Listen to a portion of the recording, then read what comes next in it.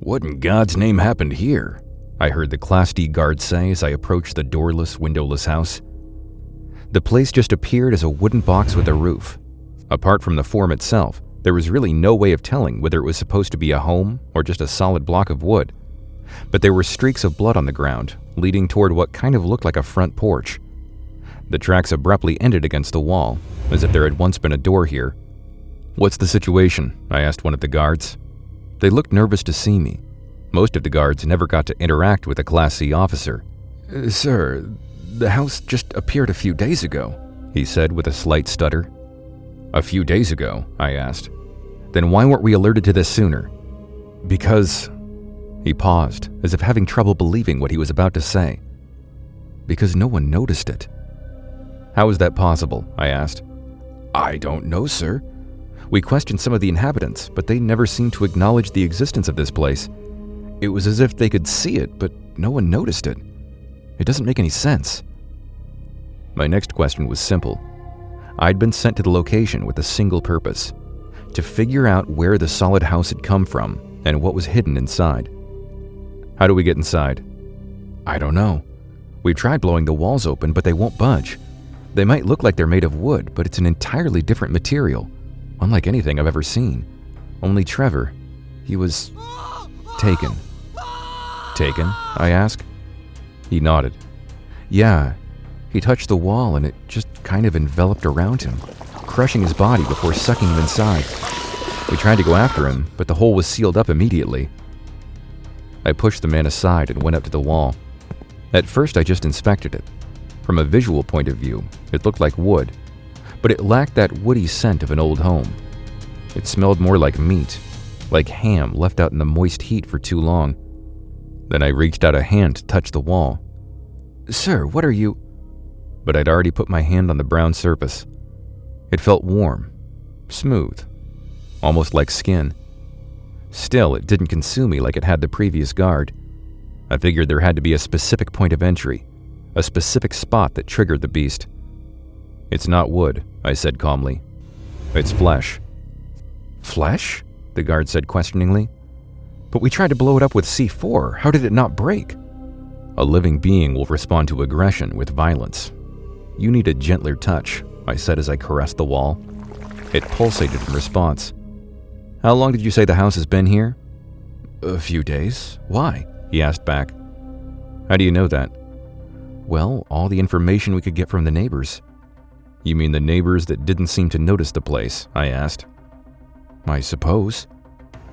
"Check missing persons reports dating back 20 years, and get me satellite photos as far back as possible. This house has been here for years. People just weren't able to notice it. We're going to get inside and bring the people back, dead or alive. Get the hazmat suits. We don't know if the place has a livable atmosphere." Within 15 minutes, I was suited up with 2 guards ready to escort me. We were all ready to gather samples, wielding flamethrowers should things get hectic inside. "You sure you know how to get inside?" the guard asked. "Trust me," I said. "What's your name anyway? I like to know the men that accompany me." "I'm Carl," he said. "And I'm Howard," the second guard said. "Then let's do this and get back out alive. I'll take point," I said as I walked up to the wall. I carefully slid my hand over the soft skin, and after a few pulsating twitches, the wall expanded around us, sucking us inside. It was a violent journey, harsh enough to knock me clean out. I only came back after I found Carl standing over me, shouting in panic. "Sir, wake up," he said with horror in his voice. "Are we inside?" I let out in a mere whisper. "Yes, but it's all wrong," Howard said. "What?" As my eyes adapted to my new surroundings, I finally got a good look at the world we'd willingly stepped into. We were in what appeared to be a bedroom, except all the furniture, the walls, the decorations. It was all organic. The bed was made from bones and human guts stuffed within a poorly put together mattress bound together by fascia. The walls were covered in skin, with pictures painted from blood and bile. It was a horrific reconstruction of a living space, poorly imitating real life. "Are there any survivors?" I asked. "We don't know yet. We just woke up before you," Howard said. "Then let's get on with it. Help me up, will ya?" We stumbled out into the hallways, standing unsteadily on the pulsating floor. Just beneath the thin skin, we could see arteries and veins stretching up and down the walls, hanging onto the ceiling, and seemingly fueling flesh-made light bulbs with pale red light. "Kill me," a weak voice called from down the hall. "Did you hear that?" Howard asked. We just nodded. "What did they say?" Carl asked. "Not sure. Couldn't hear it. Come on, let's go," I ordered. It was a strange sensation walking down the hall, as if we were stepping on humans. For all we knew, that's exactly what it could have been. The house could have been constructed from the corpses of the missing residents. "I can't take it anymore," the voice called out again. "It came from one of the doors," Carl said. The doors themselves were made from pure bone, the only part of the house that resembled wood. We opened it and went inside carefully, still wielding our flamethrowers. Once inside, the three of us just froze in shock. The room was full of chairs, each of them occupied by a human stripped of their skin. Most of them were sucked dry of life, seemingly trapped there for years. But one still breathed, his literally bare chest whipping up and down with each agonized breath. "Oh my God," Howard let out. "Please," the man whispered in pain. "Kill me." "What do we do?" Carl asked. "We can't save him. He's being kept alive by the house," I said, as I pointed to the many tendrils attached to him. Each of them were fleshy appendages supplying him with the nutrients needed to keep him alive. We either sever the connection, or we burn him. I honestly don't know which is the better option. "It's just like pulling the plug, right? It would be peaceful," Howard argued. "What's your name?" I asked the man in the chair. "Kill me," was all he responded. "He's too far gone. Let's just put him out of his misery," Howard said. I nodded in approval. Howard approached the skinless man with a knife, ready to cut each and every cord, forcefully keeping him alive against his will. As he reached out his hand to cut the first one, the man whispered something to us again. "Thank you," he said. "I'm so sorry this happened to you," Howard said as he cut the first cord. The man let out a sigh of relief as Howard went for the second one, but as he positioned his hands, a cut cord shot up toward him like a tendril wrapping around his arm. "What the fuck?" he let out in shock. Within a second, the tendril wrapped itself around him hard enough to break the bone. Howard screamed in agony, trying to pull away, but it was futile. No sooner had his skin broken from the shattered bone before the tendril wriggled its way inside. We rushed to grab him, but the flesh was too strong. It started digging its way deeper and deeper inside him until it reached his lungs and heart. Before we could do anything to save him, the tendril had stopped his heart.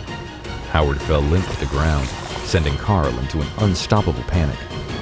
"Carl, don't!" I yelled out. He lifted his flamethrower and let loose upon the living flesh of the house. Howard was the first to catch on fire, but the flesh quickly followed suit. The skinless man let out a soft yell as his muscle caught on fire.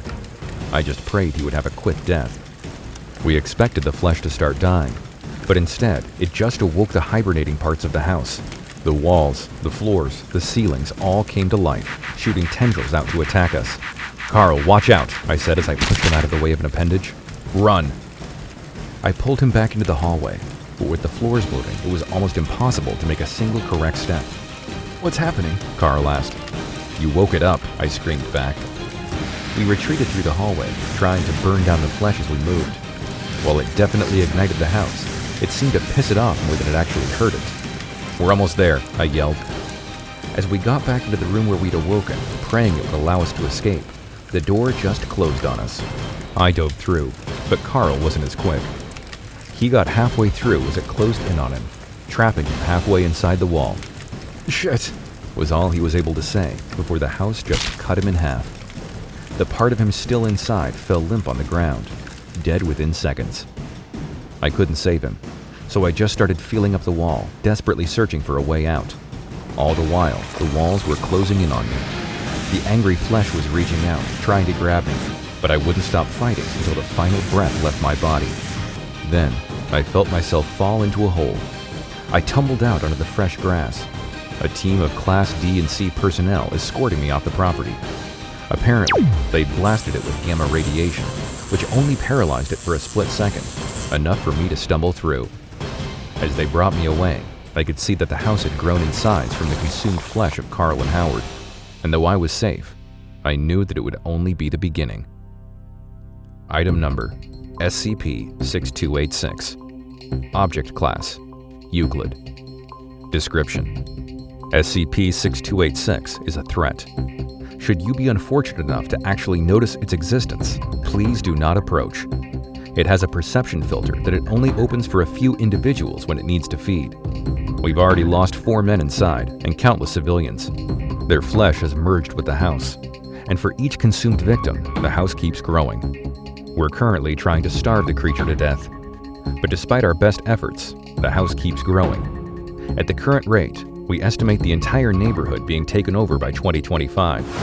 Due to its exponential rate, it'll have taken over the entire town by 2032. We've got guards posted by the house at all times, but it's not enough.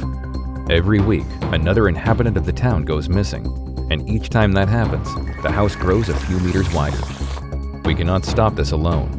We need to terminate the project before it's too late.